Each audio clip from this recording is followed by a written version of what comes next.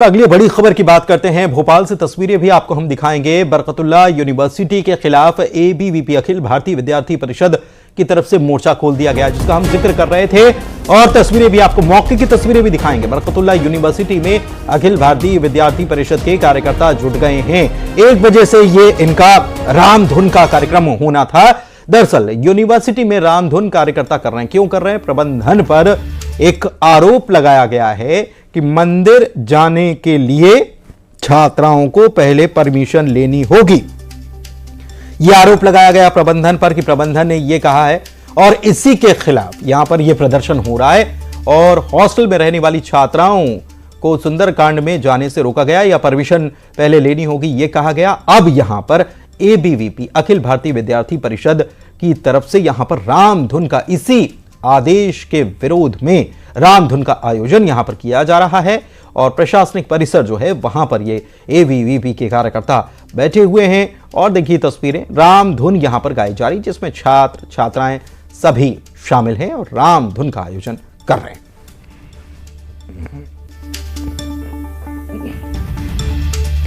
वासु हमारे संवाददाता हमारे साथ लाइव जुड़े हुए हैं, सीधे उन्हीं के पास चलते हैं और उनसे ताजा स्थिति और मौके की तस्वीर को जानते हैं। वासु,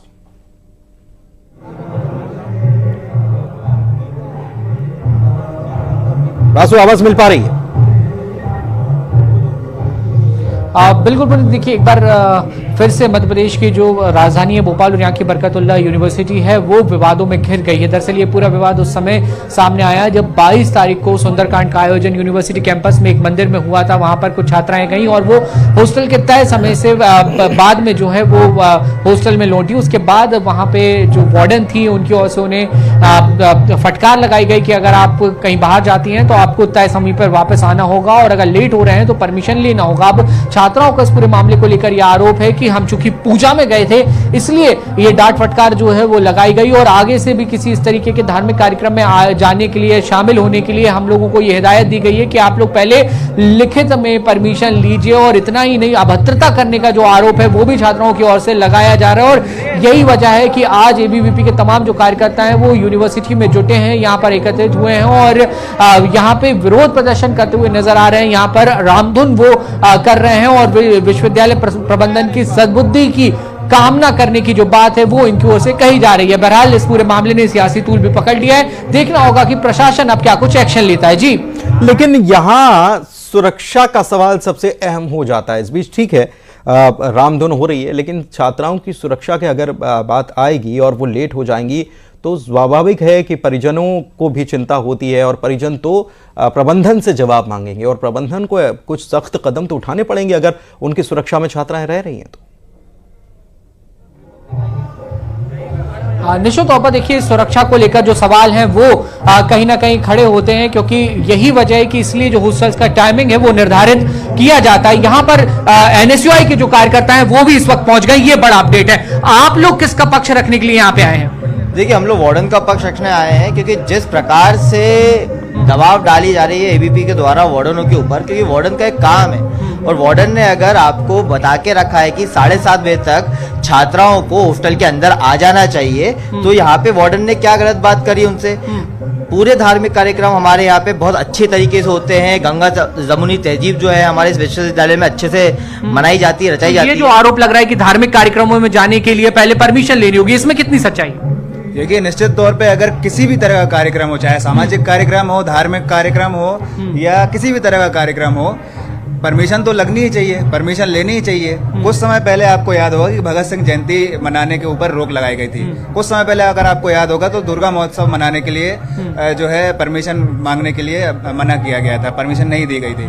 लेकिन उसके बावजूद आज जो ये टेंट लगा करके सुंदरकांड कर रहे हैं, ये साबित करता है कि ये जो पूरा प्रदर्शन है या एनएसयूआई कह रही है कि इसको पॉलिटिसाइज किया जा रहा है। अजय सिंह यादव साहब हमारे साथ जुड़े हुए हैं, उनसे बात करते हैं बीजेपी की तरफ से, और आप हमारे साथ वासु बने रहिएगा।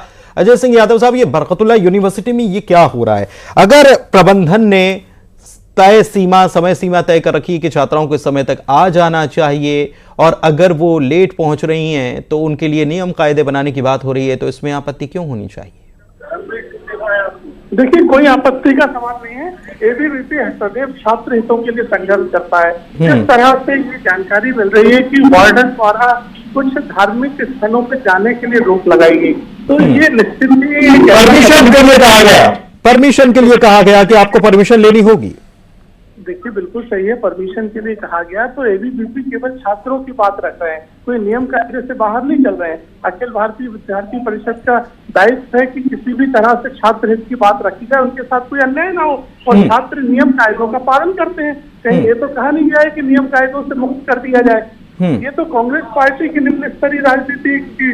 कांग्रेस ने तो अभी बोला ही नहीं कुछ, कांग्रेस कहाँ गई इसमें? देखिए, एनएसयूआई कांग्रेस का छात्र संगठन है, तो कांग्रेस पार्टी के संगठन चाहे मुख्य संगठन हो चाहे छात्र संगठन हो, ये जमीनी सच्चाइयों से दूर है, केवल फेसबुक सोशल मीडिया पर राजनीति करते हैं। तो वो भी यही कह रहे हैं, वो भी यही कह रहे हैं, वो भी तो यही कह रहे हैं कि अगर हॉस्टल वार्डन ने, वो भी यही कह रहे हैं कि हॉस्टल वार्डन ने अगर कोई समय सीमा तय की कि आप समय तय किया है, भाई बच्चियां हैं बाहर से आकर पढ़ती हैं, रहती हैं, और वहां पर उनकी सुरक्षा की जिम्मेदारी किसकी है? देखिए, बिल्कुल सही बात है, नियम कायदों का सभी पालन करते हैं, लेकिन छात्रों के साथ किसी तरह के अन्याय की बात आ रही है, इसीलिए एबीवीपी मैदान में है। एबीवीपी द्वारा हमेशा आप समर्थन कर रहे हैं, की जाती है।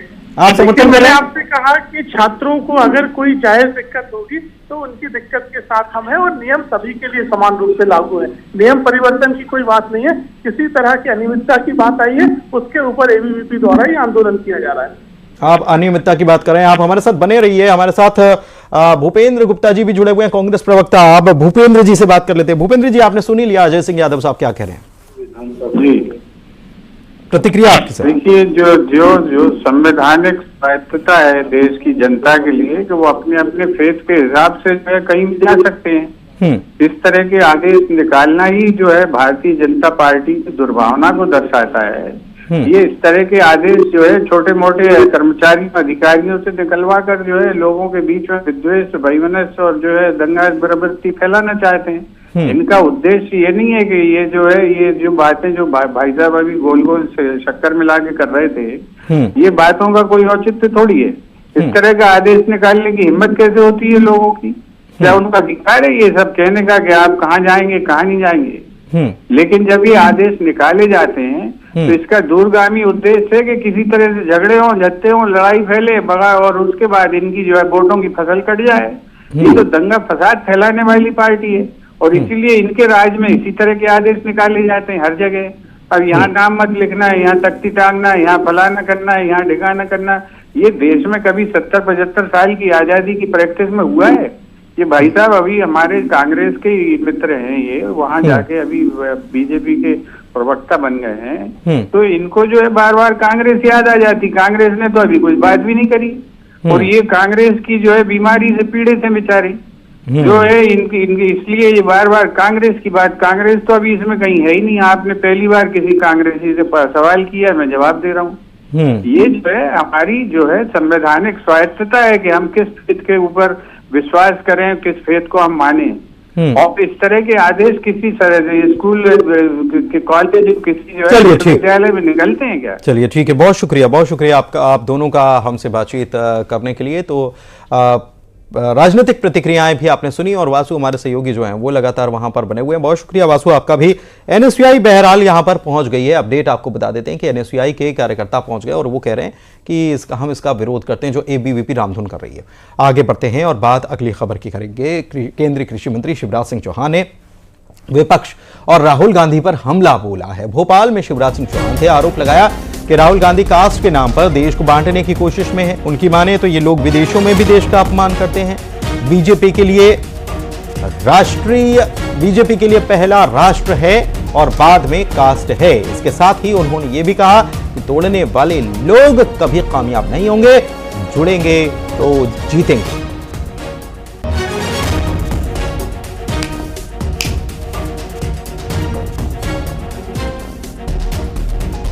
पहले राष्ट्र फिर कास्ट, ये उन्होंने कहा है। शिवराज सिंह चौहान ने और राहुल गांधी को निशाने पर लिया है।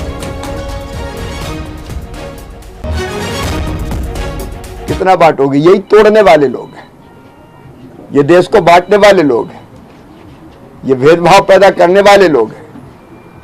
ये देश के हित ऐसी नहीं है वोटों की खातिर ये विदेशों में भी भारत की आलोचना करते हैं। ये तोड़ने वाले लोग कभी सफल। झारखंड लिए चल रहे हैं डॉक्टर मोहन यादव यहां पर चुनाव प्रचार के लिए पहुंचे और सभा को संबोधित कर रहे हैं। कि एक ऐसा व्यक्ति जो जीते जी मनुष्य से भगवान की तरह जनता के बीच काम करते हुए अंग्रेजों से लड़ते उन्होंने इतना पुरुषार्थ पराक्रम जगाया कि अंग्रेज के पैर ढीले पड़ गए, अंग्रेज सोच में पड़ गए। लेकिन बिरसा मुंडा जी ने ऐसे पिछड़े इलाके से भी वो अंग्रेज जिनके राज्य में कभी सूर्य अस्त नहीं होता था, उनके होठ ठिकाने लाए। हमें इस बात की खुशी है वो बिरसा मुंडा का इतना बड़ा योगदान याद करने की जरूरत है। लेकिन बड़े दुर्भाग्य के साथ कहना पड़ रहा है, कांग्रेस ने कभी उन पर विचार नहीं किया। लेकिन यशस्वी प्रधानमंत्री ने आपके केवल झारखंड में नहीं, केवल बिहार में नहीं, हमारे उत्तर प्रदेश, मध्य प्रदेश सहित पूरे देश के अंदर बिरसा मुंडा जयंती मनाने के लिए पूरा देश आंदोलित कर दिया। 15 नवंबर को धूमधाम से अपनी बिरसा मुंडा जयंती मनाएंगे। ये हमारे अपने उस पुरुषार्थ पराक्रम का प्रतीक है।